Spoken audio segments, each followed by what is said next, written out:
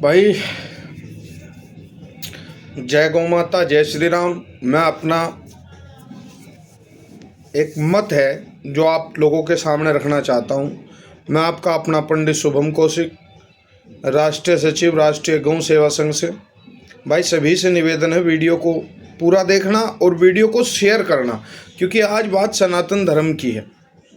अभी माघ मेला चल रहा था प्रयागराज में।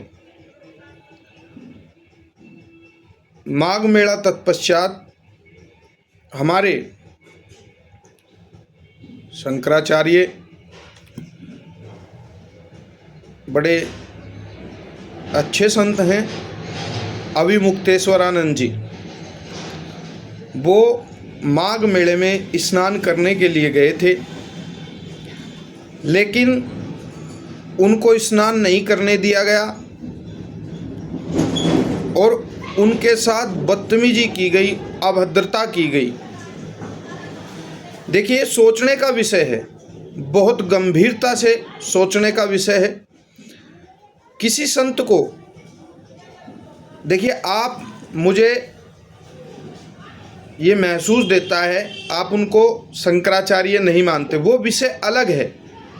लेकिन किसी संत को गंगा में स्नान ना करने दिया जाए, ये कौन सा तरीका है?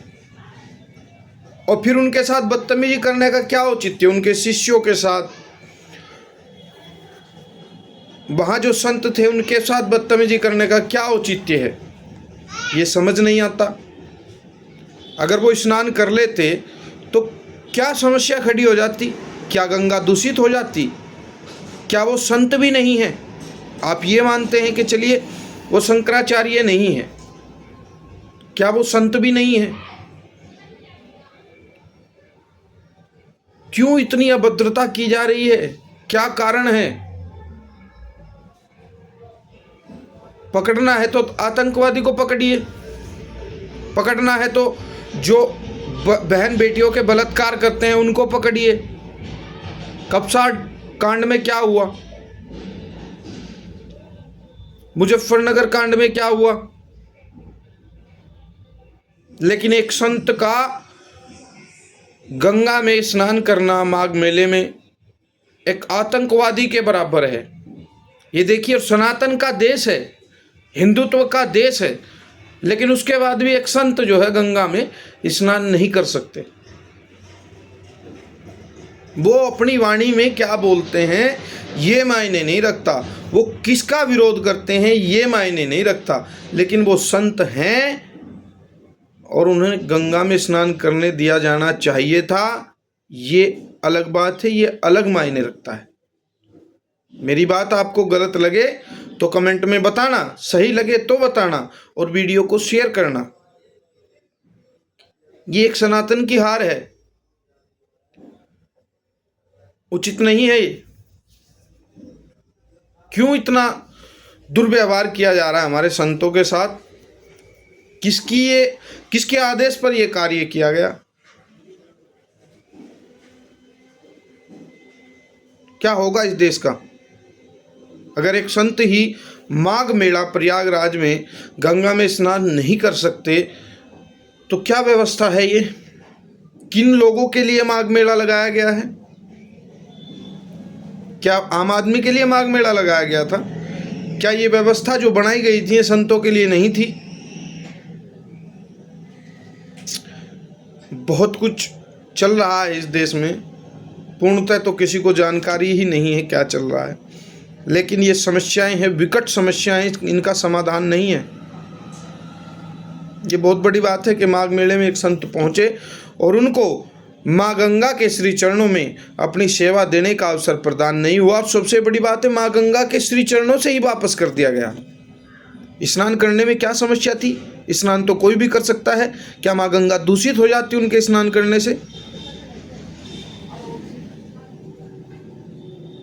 और उनकी मांग क्या है? उनकी मांग यही तो है, गौ माता को राष्ट्रमाता का दर्जा दो।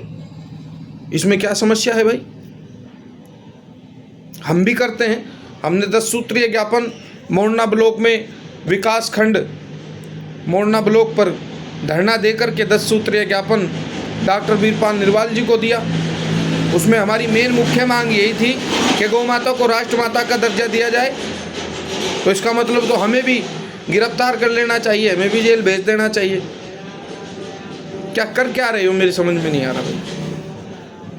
तो ये बहुत सोचनीय विषय है कि किसके आदेश पर इस प्रकार का दुष्कार्य किया गया, कि संतों को मारा गया, उनके शिष्यों को मारा गया और अभिमुक्तेश्वरानंद जी को गंगा में स्नान नहीं करने दिया गया। ये किसका आदेश है, सबसे जरूरी है।